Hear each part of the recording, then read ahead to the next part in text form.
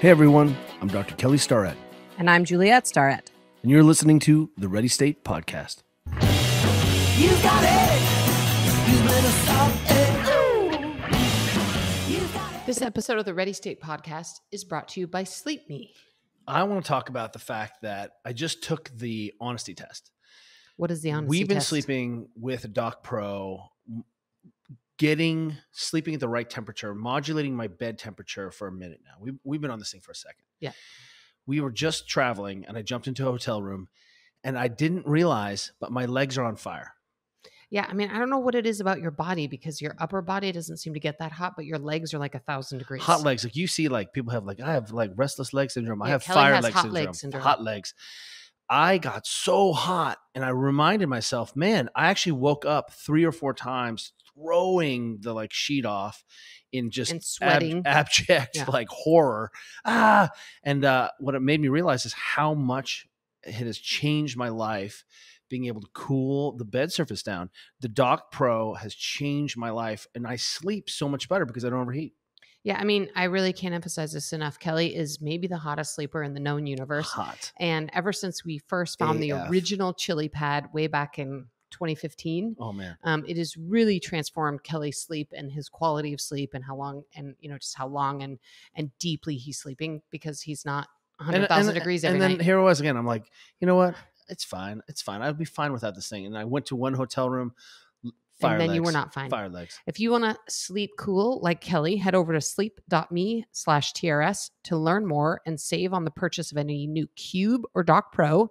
That is sleep.me/TRS to take advantage of our exclusive discount and be more like Kelly every day. Sweat out your pillow. This episode of the Ready State Podcast is brought to you by our friends at Element. And one of the things that we love and use Element for is to make sure we stay hydrated around our prolific sauna use. Look, we are lucky. I like to get hot. It has been a really important practice in terms of hitting the brakes. But as you may or may not know, I am not the greatest at drinking water. No, it's not a natural thing. And subsequently, I end up sometimes missing this opportunity to replace essential electrolytes after I've lost 5 pounds sweating in the sauna. Yeah. And I mean, now we have just trained ourselves to fill up a huge bottle of water with an element in it and take it into the sauna. And I will say I'm someone who suffers from headaches if I don't hydrate properly when I sauna. And so I need to be super mindful of my hydration around my sauna use. And I found that if I just drink a single element while I'm sitting in the sauna, I can avoid headaches and overall dehydration. Not only that, but cold, tasty watermelon element. Man, I'll tell you what, it makes it a lot more pleasurable to suffer. Right now, if you order through our link, you get a free sample pack with all of Element's flavors. Go to drinkelement.com/TRS. On this episode of the Ready State Podcast, we are pleased to welcome Jim Smith, aka Smitty. Smitty is the owner of Diesel Strength Conditioning. He's dedicated his life to helping others fall in love with fitness, and he is obsessed. He developed the Ageless Athlete Protocol, and he's created a solution for all lifters and athletes who want to train pain-free and reach their goals in and out of the gym. Smitty also co-created the best hands-on practical certification called the CPPS, along with Joe DeFranco. And he's been working with coaches and trainers and lifters over the world for ages. He's highly respected, a world-renowned author and strength conditioning coach, lecturer. He's been doing this for a long time. You know, one of the things I enjoyed learning about him so much was just what a lifelong student Smitty is. Oh, I mean, obsessed.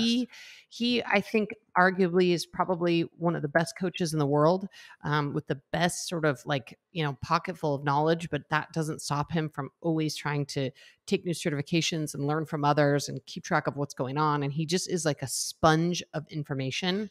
And it was really cool to hear about that. In the strength and conditioning world, he is a fan of coaches and is so ready to just point at excellence, point at what he loves, point at what works. And through that, I think if you ask some of the best coaches in the world about Smitty, everyone just gushes about him.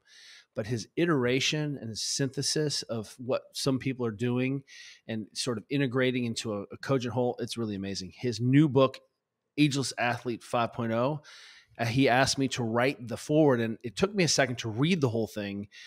And what I realized was, holy moly, I don't think we were ready for this book 10 years ago. We weren't sophisticated enough for it. Well, hence Ageless Athlete 5.0. Anyway, I think you guys are all going to really enjoy our conversation with Smitty. He is the nicest person and really fun to listen to. And as our friend Gabby Reese would say, he is a G.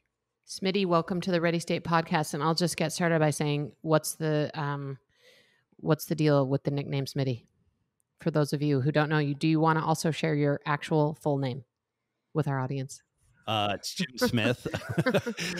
Just had the default Smitty nickname since I was a kid, so I just been running with it. It's actually weird when someone calls me Jim, because it's very rare that I hear that. Well, I went to, this is a real departure, but I went to law school 20 years ago, and they still teach or did the full Socratic method. So you just learn everybody's last name. And so anybody I went to law school with, their first name is their last name to me. You know, I call my best friend Johnson. And there's actually been a few times where I've been ready to introduce him to someone and his actual first name escapes me, because I don't know him. You know, his first name is Aaron, but I don't know him as that. So I imagine you have people around you who are like, have no idea what your first name even Smitty is. Smith. Yeah, Smitty Smith. Yes. Anyway. It's very few people that do know my first name is Jim, but yes, I can relate. All right, so Ready State listeners, I want to introduce you to Jim. Jim has been a feature in my life for as long as I've been a coach. Your collaboration with Joe DeFranco, your certification, the information you've put out, your even friendship that ours goes back over 10 years now. You have been such a component to my development as a coach. Can you tell us where you are and sort of what your day-to-day job is looking like now before we dive into all the fun stuff that you've got going on? Absolutely. Well, I did want to preface everything with saying that I do remember the first time I saw Mobility WOD, and I actually went back and looked at the actual date so I could speak intelligently about it. But it was August 2010, episode 1, in the backyard. Sorry, and a young man with beautiful hair and an infectious smile. And I actually wanted to use that as a lesson, because you were one of the very, very first, and I had been in the industry for probably 11 or so years prior to that, but you were one of the very, very first fitness channels that blew up. And I boil it down to one thing: not just the information was revolutionary, but it was consistent. The thing that made you different way back in 2010 was every single day there was content. And again, it was, bringing concepts into our daily practice that no one had ever seen before, but it was the consistency of it, I think, that really set you apart back then, because no one was doing it, certainly at that level, but also no one was doing it every single day.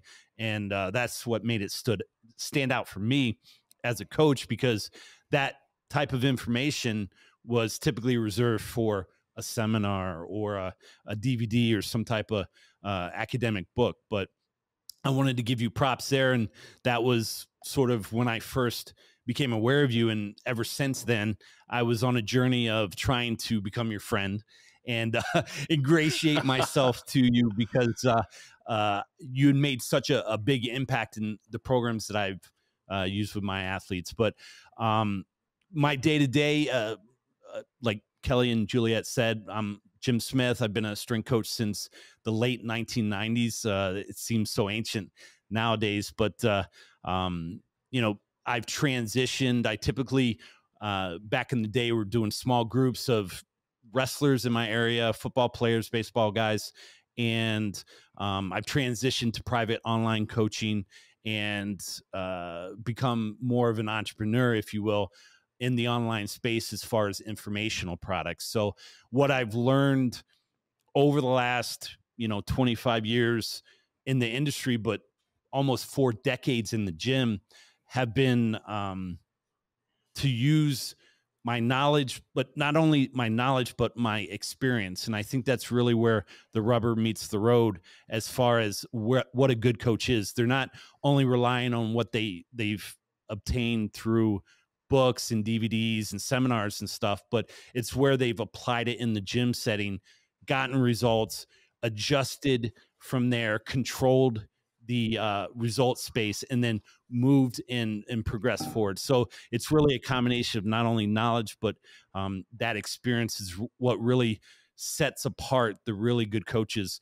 And I've tried to bring that innovation of knowledge and experience into all the stuff I do online now. Well, two things I want to, first of all, thank you for taking note of the consistency of the content back in 2010, because I think nowadays, everybody's posting so much on social media that it seems normal, right? It's really common for everybody to just be posting. But it was, first of all, it almost broke us as humans.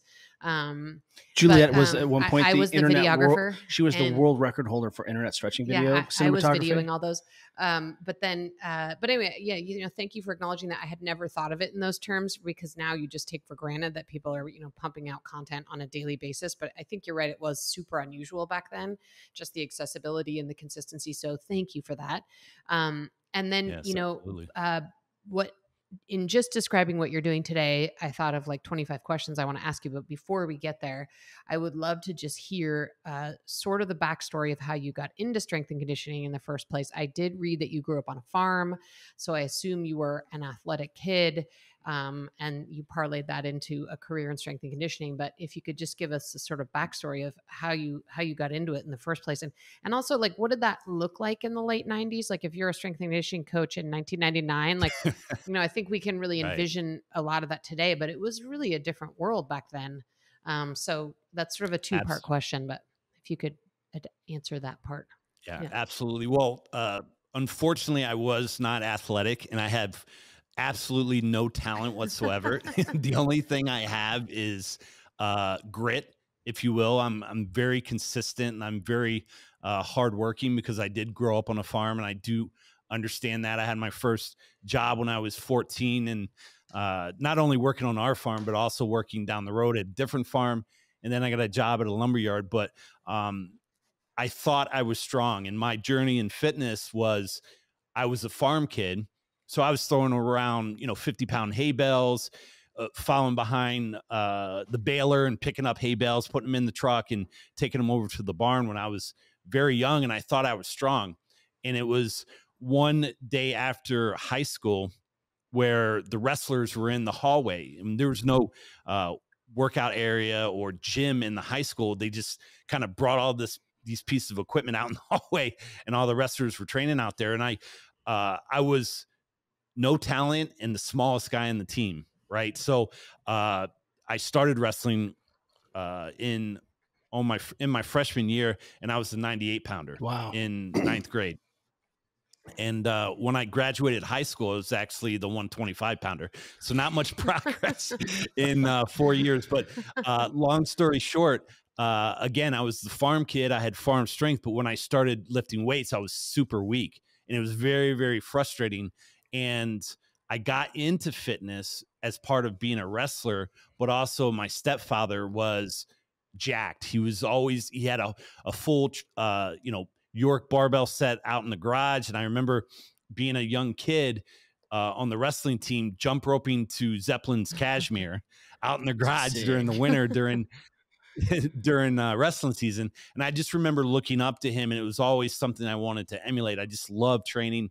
From the very first time I failed at a bench press in the hallway at the high school, I just loved training so much, just how it made me feel. And I always looked up to my stepfather. And when I got into college, I continued on with training, strength training. And it was right out of college where I actually went and got my first NSCA certification. That was the standard back then. And to your question, Juliet, what strength conditioning looked like back then was tons of West Side barbell stuff, tons of seminars where you would travel every weekend to go to a seminar or NSCA state clinic. I remember one of my first interactions with a coach that I look up to today, Buddy Morris, was at Pennsylvania State NSCA clinic where he was talking about bands and chains. And I remember after his talk at this seminar, I went up and I waited in line with everybody else. And that's how it used to be done.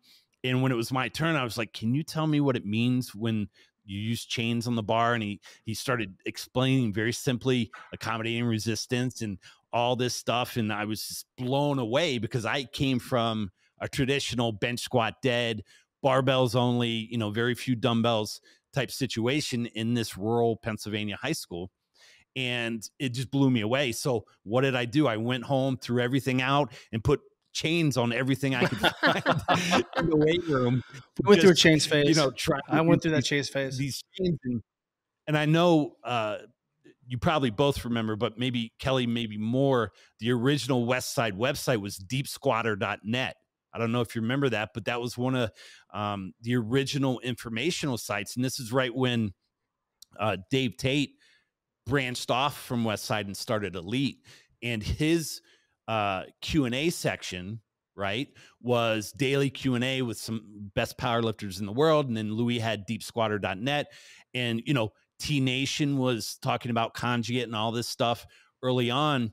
And that was my education. I remember early on just traveling every weekend, trying to go to every seminar, you know, and to patting myself on the back. I'm very personable, right? And I value relationships and I value loyalty. And back then I was making friends with Dave Tate. I was on their Q&A staff, Alan Cosgrove, Jay Ferrugia, you know, all these amazing coaches that were really making a change back in the day. And then Eric Cressy when he came up in the early 2000s, and Mike Robertson and all these guys.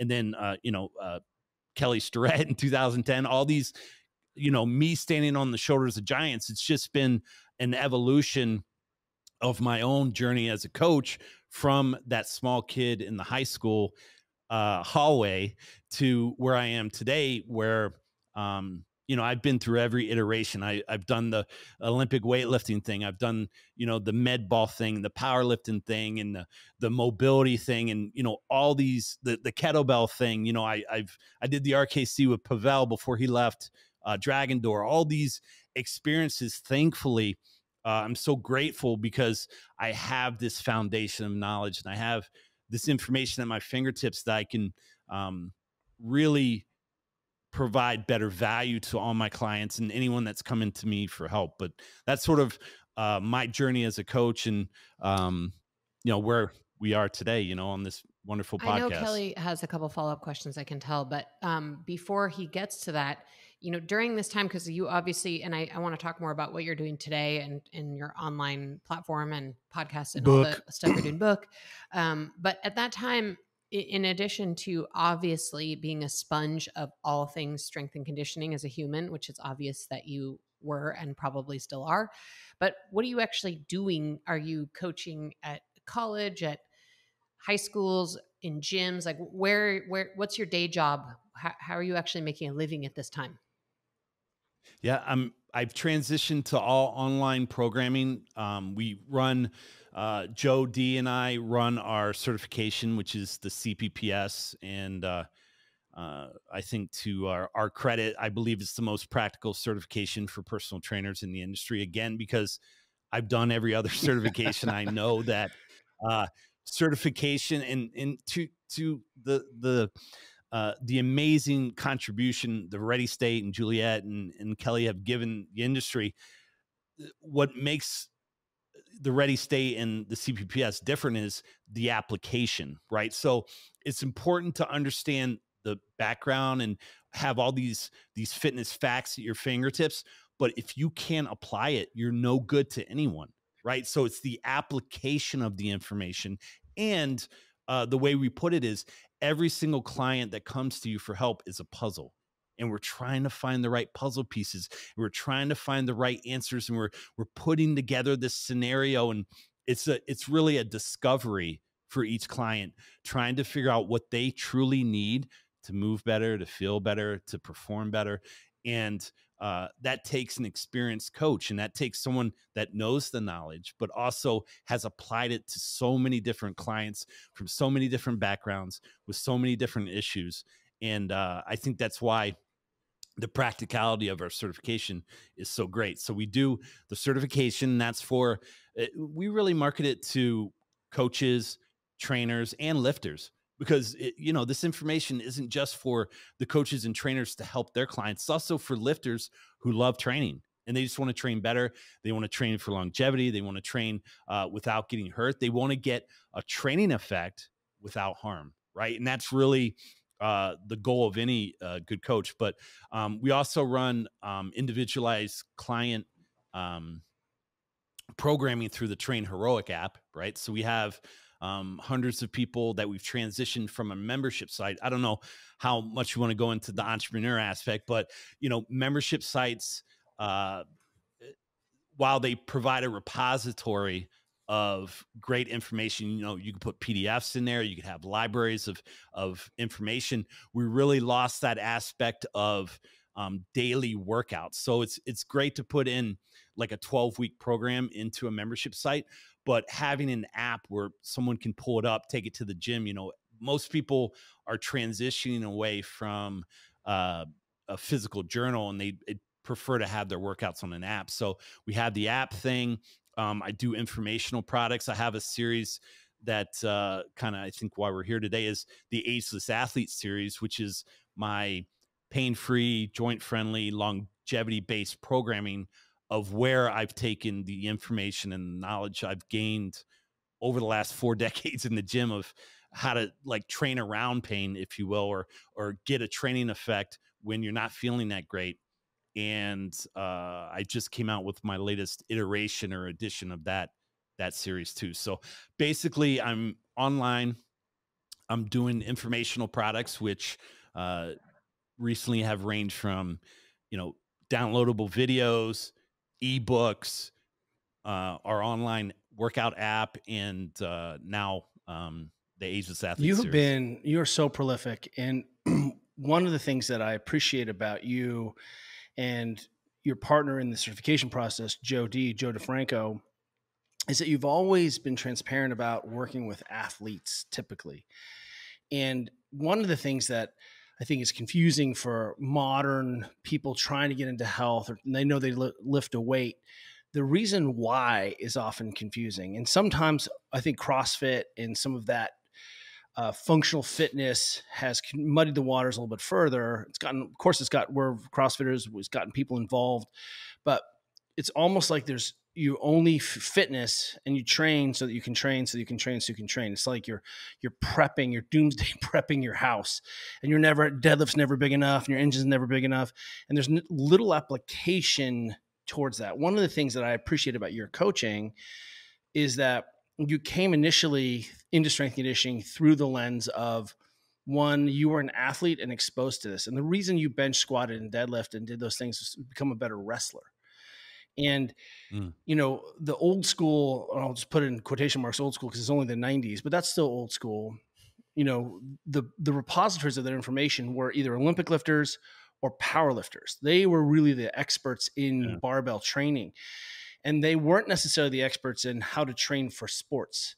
It was sort of this interpretation of how do we take these powerlifting methods and actually train people whose job is not to powerlift, but to play football or basketball and some of these other things. It's taken us a second to sort that out. And I think one of the issues is that, and you experienced this, is that you had a really fit, durable kid, who could throw around sandbags, who looked crappy under a barbell, who was weak in the traditional terms. Right. And I feel sometimes modern strength and conditioning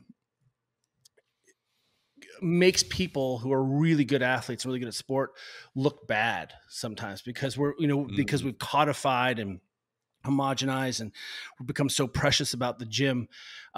What do you think we're getting wrong about strength and conditioning for athletes? And what could we do better about strength and conditioning for people who are middle-aged and want to feel better?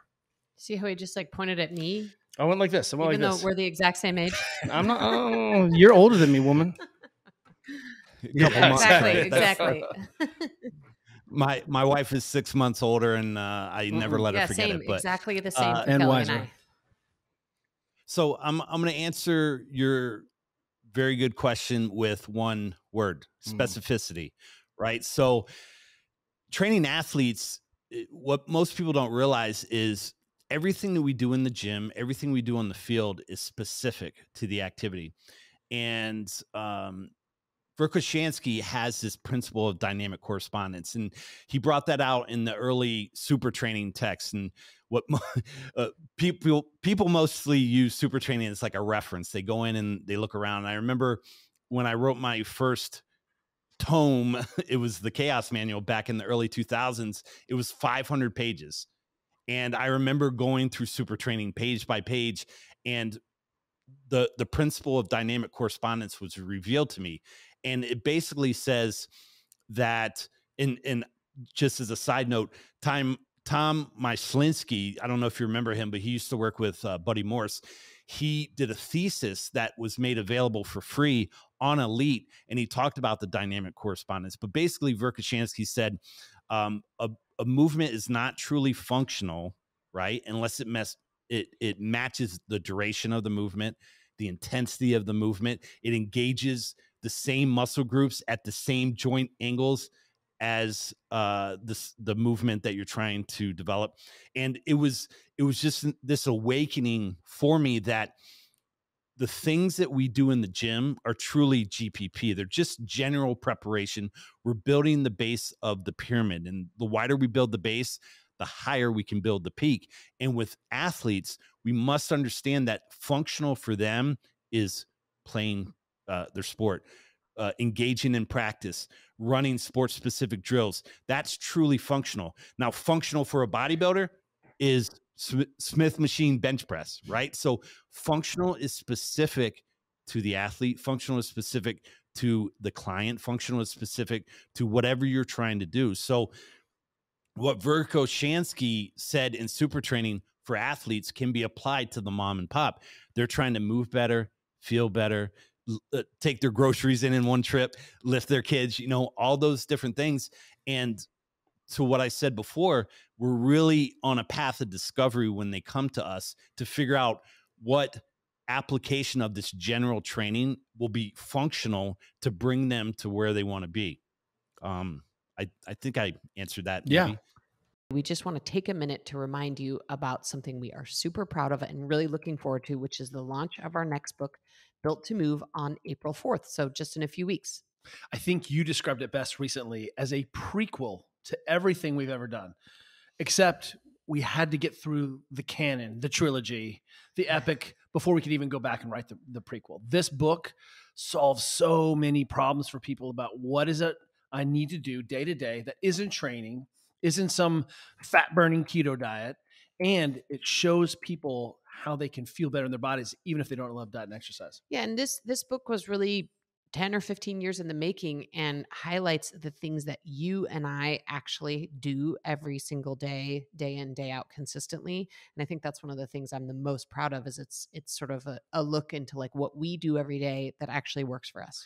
We have created 10 physical and behavioral vital signs that are objective, above and below. And you can see how, as we've gotten more mature and maybe, as dare say, a little older, we realize we just don't have infinite free time. We've got to figure out ways to help people engage in better, more healthy, durable behaviors in ways that make sense to them on the day-to-day. So if you want to learn more about our book, head over to builttomove.com and you can pre-order a copy at your local bookstore or any online retailer. So I don't know if you've spent a lot of time working with kids, but you obviously are a very experienced strength and conditioning coach. And when you were talking about just general physical preparedness, what I see in youth sports, and it's just on our mind because we've got a couple of kid athletes who are in high school, is just this major misunderstanding amongst parents. And it seems like a lot of sports specific coaches about what strength and conditioning for kids means. And I think from my perspective, not being a strength and conditioning coach, but at least having been around it and owned a gym for a long time, is that, most kids are, regardless of sport, need to get stronger and learn how to move better and care about their mechanics and practice their balance and stability and agility. Like there's some sort of basic things that I would put all under GPP. But where do you think we've like lost our way, parents and coaches alike in sports, thinking that like, okay, you know, our kids play water polo, for example, that their strength and conditioning should be like this super squirrel water polo strength and conditioning. When Kelly and I take the perspective, they're like, oh, well, they're all weak. And yeah, maybe they should do a little more shoulder stuff because they're a shoulder specific athlete. But like by and large, they just need to get stronger, more agile, more fit, strong, you know, stronger. I don't know. What's your take on that? And have you done any work with kids, or what's your general feeling? Yeah, and I have worked with a lot of youth wrestlers and youth football players.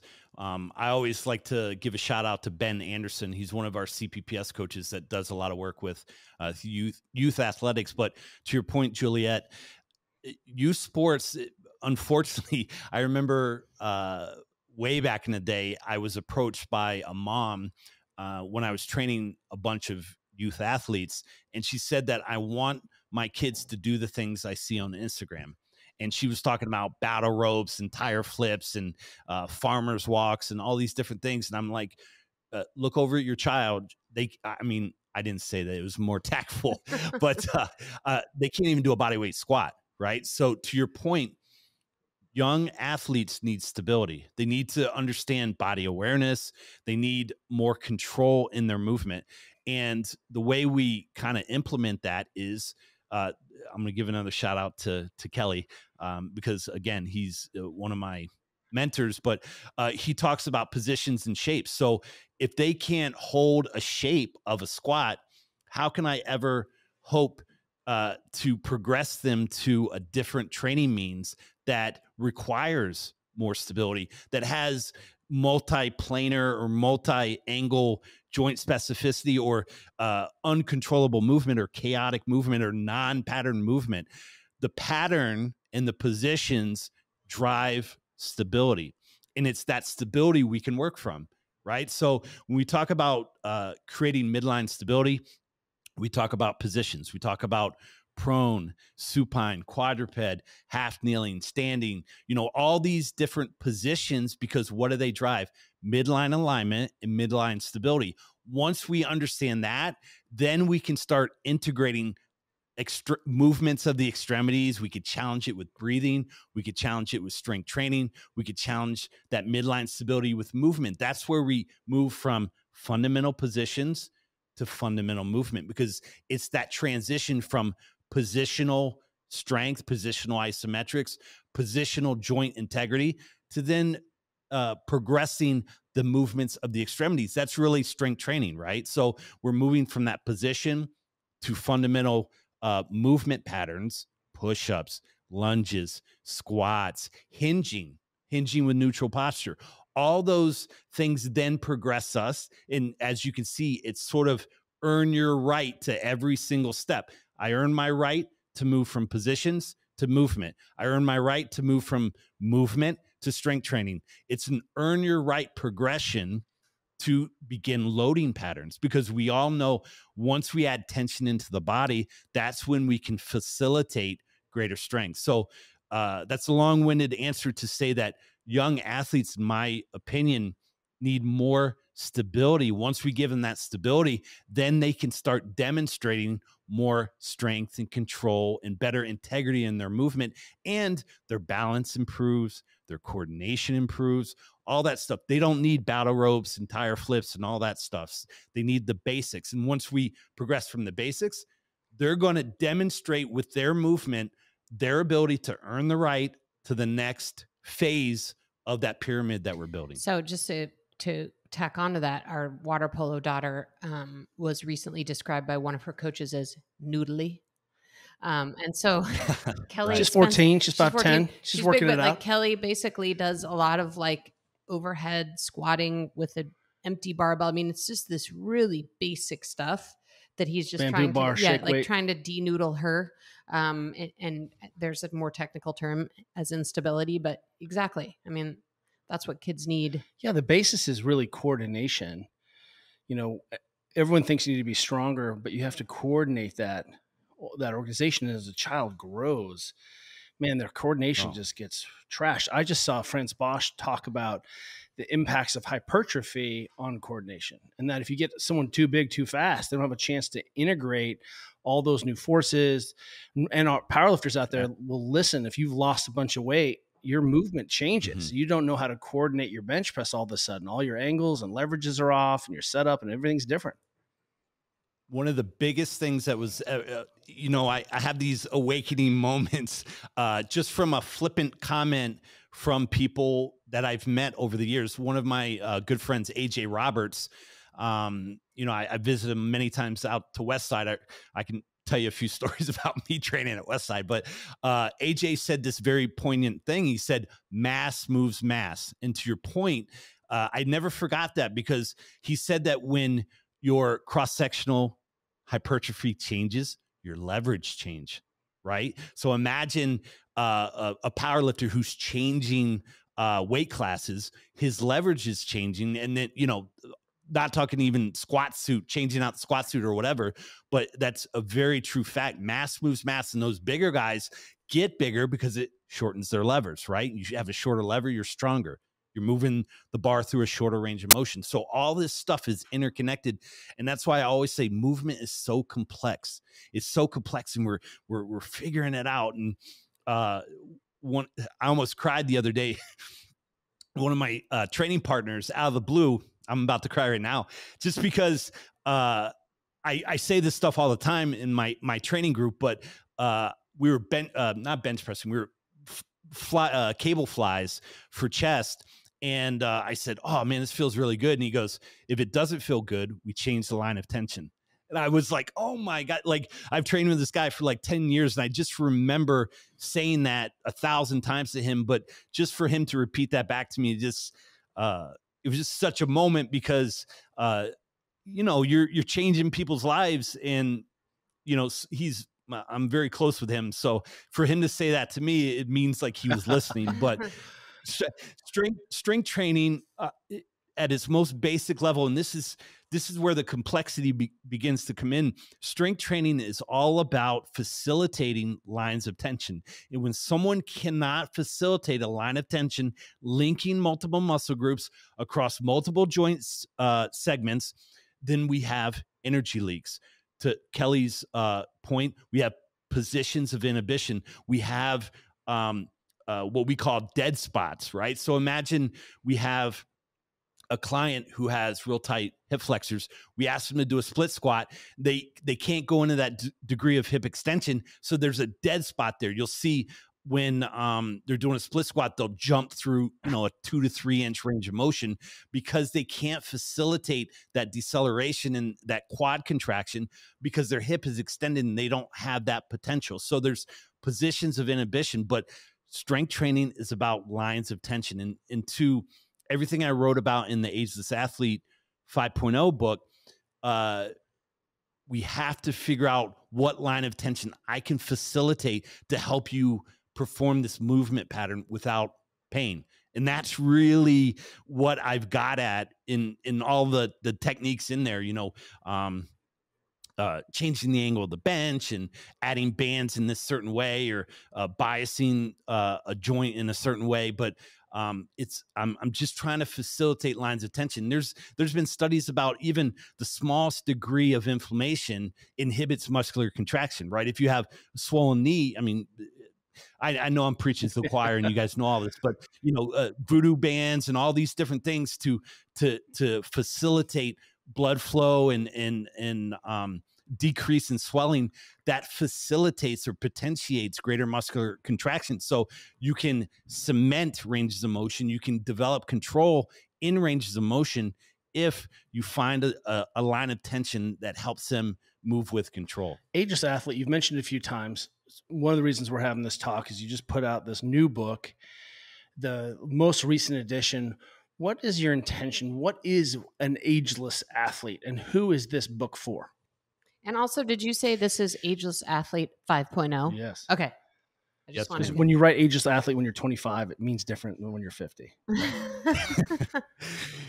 So this is it actually the whole series started with another mentor. As you know, I'm I'm just so fortunate and grateful to have all these great mentors along the way. Steve Maxwell. So Steve Maxwell is the first American black belt in jiu-jitsu under the Gracies.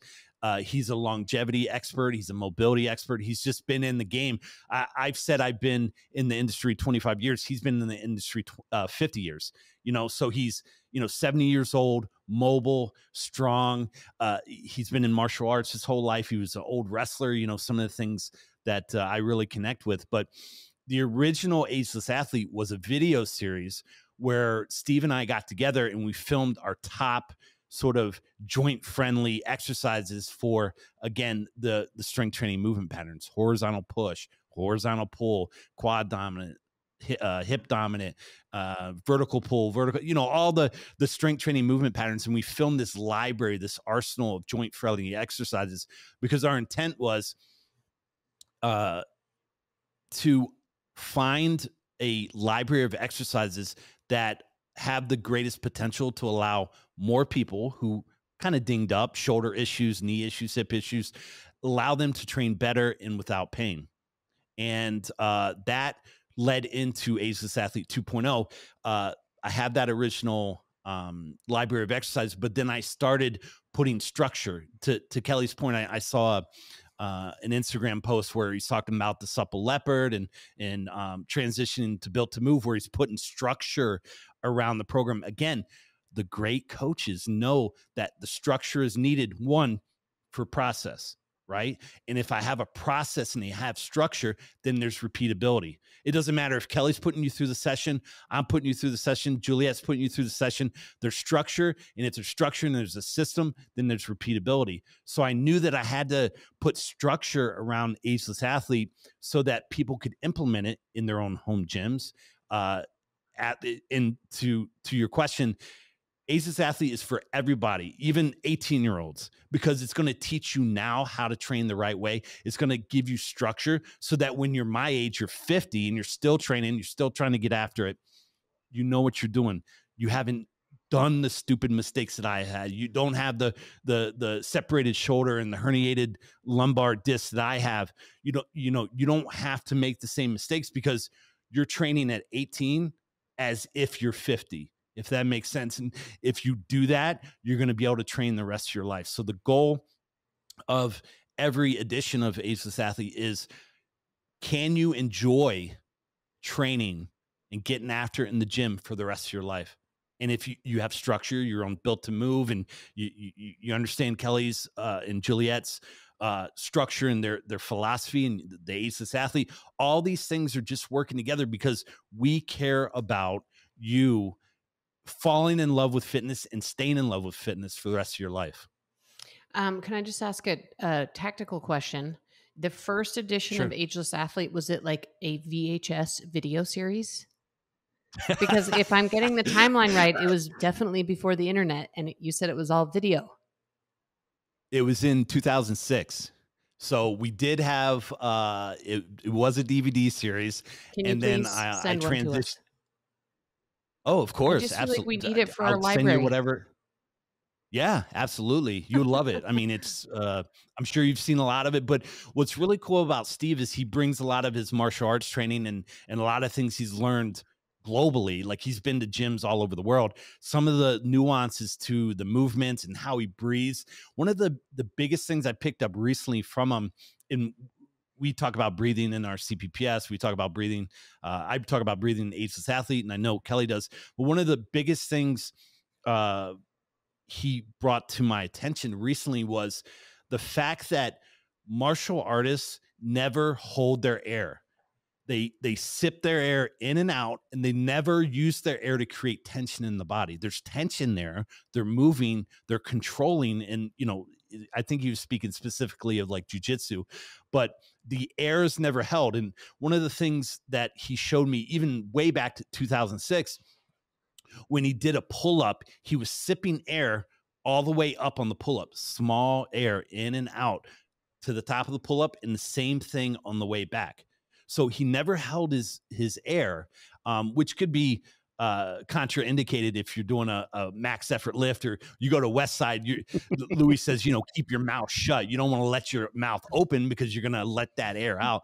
But we're speaking at two different ends of the spectrum here. We're talking elite powerlifter versus longevity and thoughtfulness to the breathing aspect while you're under tension, while you're under duress. So that was one of the eye-opening things recently, because we do, the breath is, I mean, that could be a whole podcast in and of itself, because there's so many complexities to that, and there's so many variations. You have Wim Hof, you have apnea breathing, you have CO2 tolerance training, you have all these different, when you're playing your sport, it's more reflexive. You're doing powerlifting, you're holding your air. There's so many complexities to that that you can get lost in the weeds. But it's like everything in the weight room and on the field, breathing is specific to what you're doing. Let me jump in and say one of I think the hallmarks, and I had the great pleasure and honor of writing a foreword trying to explain Ageless Athlete, this version of Ageless Athlete.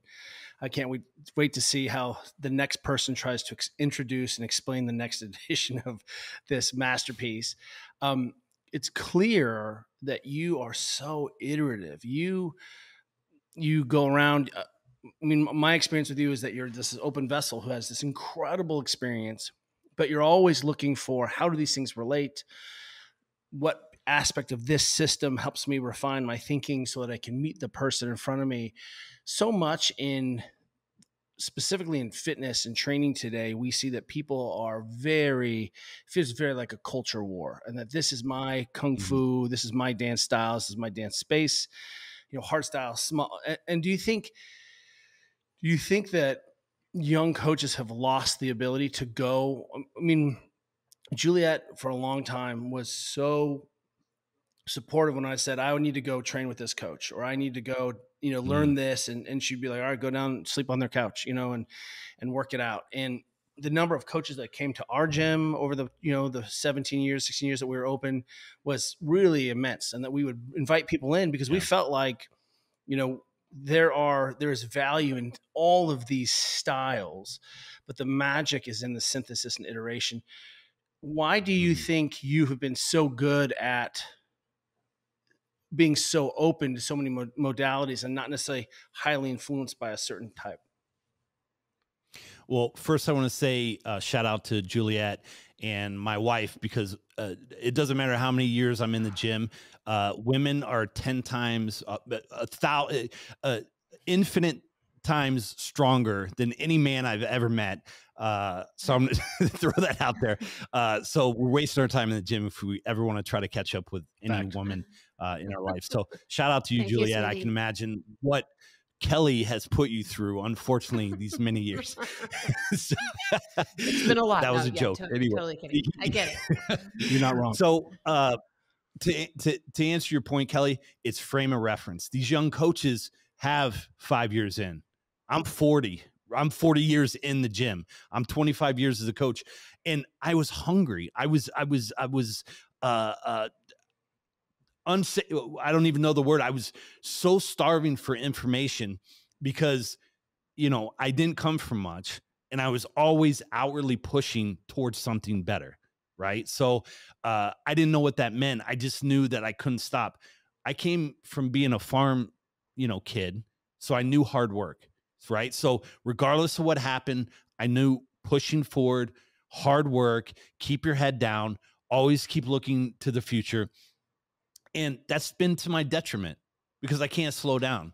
Right. I can't enjoy the moment because just because I'm done with Ageless 5 doesn't mean I'm not thinking about Ageless 6. I can't settle in because I'm always looking, again, with that mindset of it's never enough. And, that's my personality. That's my detriment. But me coming from, that deficit has built me into someone who's always has that white belt mentality, right? I'm always thinking about who can teach me, right? So we run the certification course, but I learn from every single coach that comes in there, because I'm asking them questions. How do you do it? How do you get your athletes better? How do you get your clients better? What are you doing with your clients that's really working? I'm dying to know knowledge. And I want to know, because the more valuable information I can get, the more valuable my service is, and the more people I can help. That it's just my mission. I just gotta help more people. See, now I'm going to get emotional again, but it comes from, sometimes, the hardest workers in the room come from a deficit. And I've never been closed-minded. I've always wanted to learn. I want to get better. And one of the things that I did well was, early on, I did throw everything out. Remember that story with Buddy Morris? I came back and threw chains on everything. But as I grew as a coach, and as I got more confident, because that confidence came from knowledge, but also experience. The more experience I got, the more I knew my program was good. And I didn't have to throw out the entire program. I could just tweak it a little bit. I could be a little bit more sophisticated with the warm-ups. I could have my clients do nasal only warm-ups, have them be more deliberate with their movements. When we got into the training session, I could put in fillers because I understood the nuances of individualized technique, but the warm-up wasn't quite enough. Let's put a little bit extra in here in between for active recovery, so that their technique progressively improves. So those are just examples, but the younger coaches nowadays, they believe that the knowledge they have, they're like what we call a bad coach. They think that their program is the absolute best. I'm not putting anyone down. I'm just saying their frame of reference is too limited. They haven't been in the gym for 40 years. So if they're going to tell me that, they might have a 40-year-old client and they're forcing them to do a certain thing, I would say to them, experience has shown me many times what I have on the workout sheet for my 40-year-old client is 90% not what we're going to do after that client comes in and we begin assessing and watching her warm up, because their current state of trainability changes day to day, depending on how well they slept, how much nutrition, did they, go for a walk in the park with their grandkids? All these different things will feed forward, because, fatigue, right? Recovery and things that work against recovery are cumulative, right? So we can only train as hard as we can, as efficiently as we can recover. And that's really important to understand. So the young coaches, I hopefully a few listen to this podcast and they understand that me as a coach, I'm still not done. Right. I'm 25 years in, learning as a coach and interacting with wonderful people like you and all these industry leaders. I got to tell you, I've met all of them, and I'm sure that a lot of them, some of them would say that, I'm a good guy or whatever, but I know a lot of industry leaders. I've been in front of them. I've corresponded with them. They're part of my network. Again, I'm very loyal and I have a good reputation. I hope that they can listen to what I'm saying now and understand that your journey as a coach is lifelong. I'm still learning. I still want to know. So if you're not in it like that, you're in the wrong industry. And me saying that I'm doing all my training online, I'm doing informational products. It's been 25 years for me to get there. I was in the trenches. I was training clients. I was doing small groups, all those different things. You're trying to go from zero to online. It's the same way as young athletes trying to go from zero to overhead squats, right? There's a progression there. There's experience, there's maturity, there's things that milestones that you have to hit to progress forward until you get there. So, I'm grateful. Let me jump in and just say one of the things that Juliet and I challenge a lot of people about is where we always say, hey, you should go experience some other method of training, or go take a yoga class, or jump into a Pilates class. We even recommend this for our daughters. Like, we'll be, up in the mountains, and there was a Pilates class over the break, and our girls have never done Pilates. We're like, you should go do that. See how you do. See how well your software works. And one of the things I love about your own experience is that you really go in and jump in and be like, well, can I Olympic lift? Can I swing kettlebells?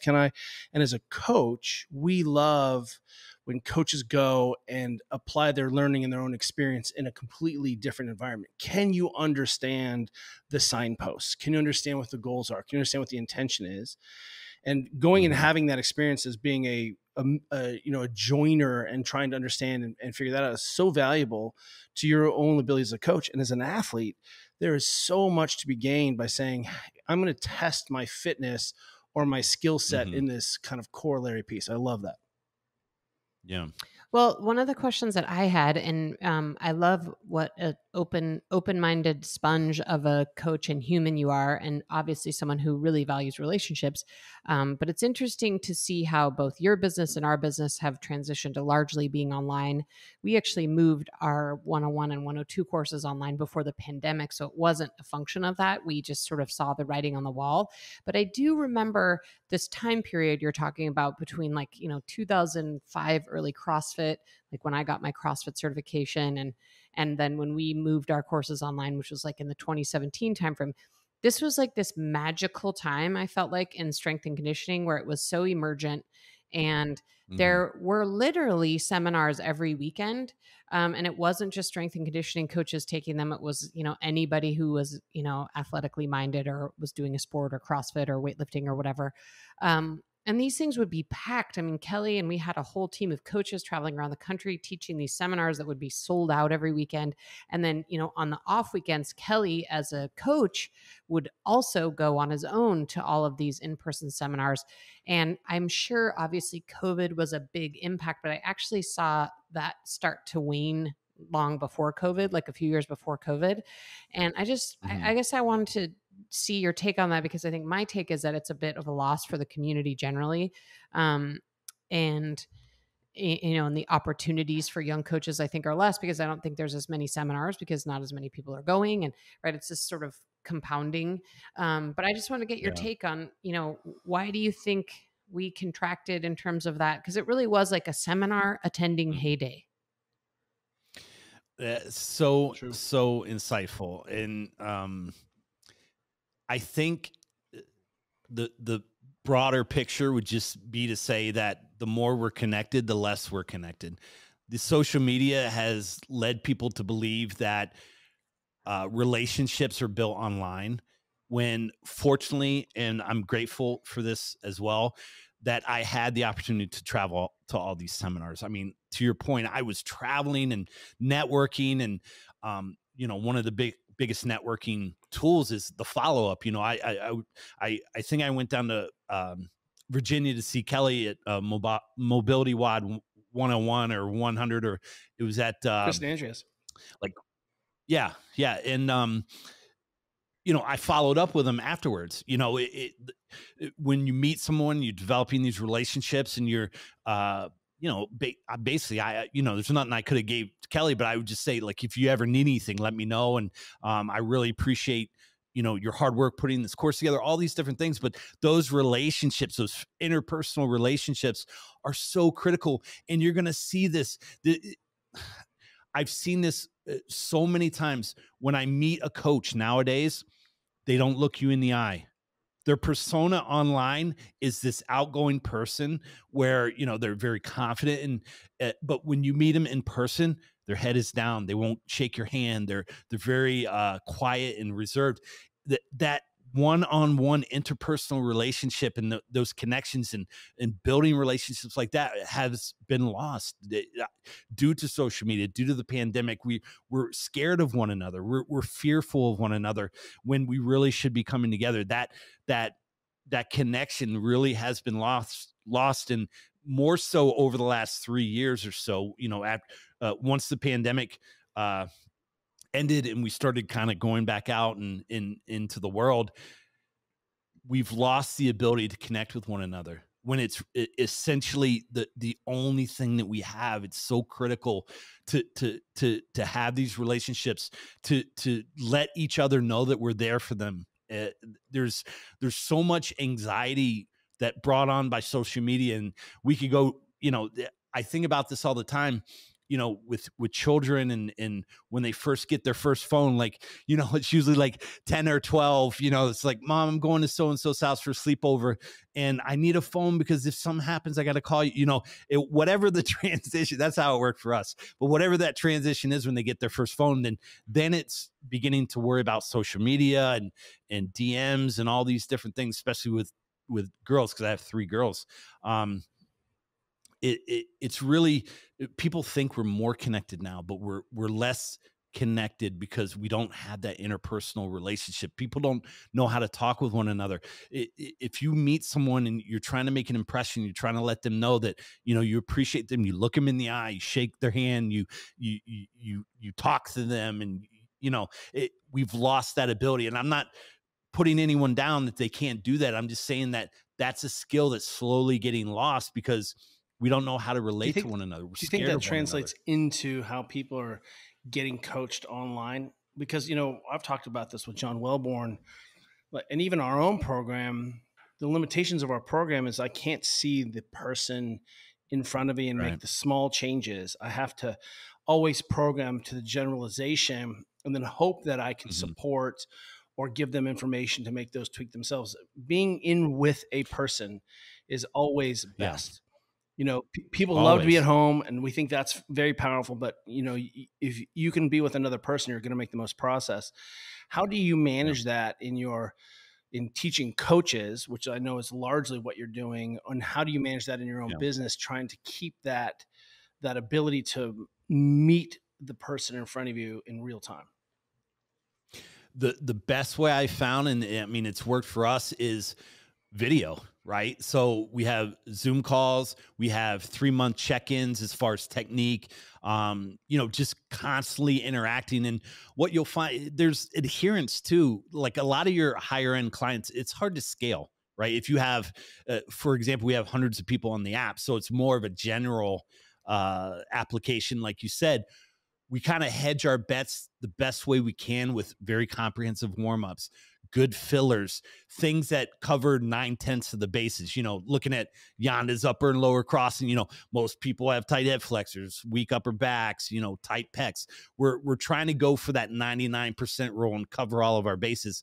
But scaling back, and if you have more VIP clients, they're more attentive, they're more willing to send you videos, progress reports, physique updates, all those different things. So it's hard to scale. And I empathize and I understand what you're saying. But when we do our programming, and this is what sets our programming apart, I'm sure you know, your program is just as simple, but sophisticated, you know, and we try to cover our bases and try to make the warm-ups very comprehensive. We try to talk about breathing aspects. We try to provide not only primary lift, but also joint friendly variations if the primary lift just doesn't feel right. Right. And we give them the, what's the word I'm looking for? We give them the opportunity to regulate and auto adjust and according to how well they're feeling. Do you think you could have achieved that without having decades of working with people in front of us? You know, sometimes Juliet and I are like, you know, we know what we know because we're constantly testing what we know with teams, with organizations. We owned a gym for 16 years. You know, that's tens of thousands of sessions where we get to see. Now that's what we can make those decisions. But we see a lot of people developing these programs. I'm like, this program isn't real. This isn't real life because the person in front of you couldn't possibly do this. I see it every day. I see 5 sets of 20, 4 sets of, you know, I see it's so bad. Everything's either barbell based, everything's either too much volume. It's not sustainable. And these cookie cutter programs, to your point, are one of the reasons we are outliers. We have that experience to go along with the knowledge. And that's why, again, the program might seem simple from us, but it's very sophisticated in how we're thinking about transitioning between exercises, thinking about movements that open up things that are super tight, movements that provide ranges of motion for, you know, very limited, you know, shoulder issues, hip issues, knee issues, ankle issues. You know, for example, No one programs Cossack squats, but we know how important it is for the adductors to be why long and strong. no one right? does those Cossack squats? Because they're terrible. Bulgarians and Cossacks. I'll tell you what. I mean, bless you for programming those. Well, I mean, we give them. So let's even run with that. So how do we get our guys to Cossack squat? Because and Juliet knows, no one can do them right? Or no one has the potential to do them without blowing their groin out. So we give them band assistance, right? So if we take them outside the cage, we loop a band around the top of the cage or mid cage, we put it around their torso. Now we can give them a deload for their own body weight and have them sit in position. So a Starrett, key or a star is get in that position and move around. Get in that position, create tension, because once we know we can create tension, we can own that position a little bit better. We can get into a better upright position while our hip is in deep hip flexion. We give them the ability to adjust it specific to their potential. If that doesn't work, we can use band assistance and then holding the cage, or band assistance holding a bench in front of them. There's always a way to get it open, right? And then once we get it open, the idea is, going back to the lines of tension, how can I facilitate tension into that joint position so that it's not as troublesome the next time? And then we work on that consistently, because and I know that mobility is transient, right? So my current state of trainability that I've unlocked with this amazing warm-up and these amazing ranges of motion movement that I've created during this workout aren't going to be available to me tomorrow. Okay. Because it's transient. And that's why consistency is. I don't understand. I squatted heavy last week. Why do I have to squat heavy this week? It seems like people want to pretend like the body is so complex, and it is. It's infinitely complex, but the training movements are pretty simple, and regressing and progressing those basic movements are simple. If people want to progress their system, where can they follow you? Can they learn more about the CPPS? How can people start to understand a little bit more about the big brain of Jim Smith? Very simple. My main site is dieselsc.com, Diesel Strength Conditioning, dieselsc.com, or just go to Instagram and look up Smitty Diesel. If you look in the link for Instagram, I'm going to put a special gift for the Ready State. It'll be a follow along mobility routine that you can do at home with no equipment. And it'll be free for you, just because of the wonderful podcast today. Thanks, Smitty. And where can people, when and where can people purchase The Ageless Athlete? Well, the 5.0 book is done. The book is done, thankfully, and you guys are getting the very first copy. So that's on the way. But the website, as you know, as an online fitness entrepreneur, there's so many moving pieces. I'm waiting on the website. I'm thinking within the next 7 to 14 days, the website will be available. Great. So, excuse me, agelessathletesc.com. So agelessathletestrengthconditioning.com. Okay, great. We will, of course, put links to both those things in the show notes and to your Instagram as well, so everyone can go check out the mobility video. That's really generous. Thank you so much. And before we, hopefully next time I'm in PA, we can, we can train together. It'd be an honor. It's great to see you, my friend. Thank you so much for spending time with us. Thank you both. Juliet, great So to nice meet to you. meet you. And I got to come out and see Please, you guys. anytime. Thank you again. Thank you.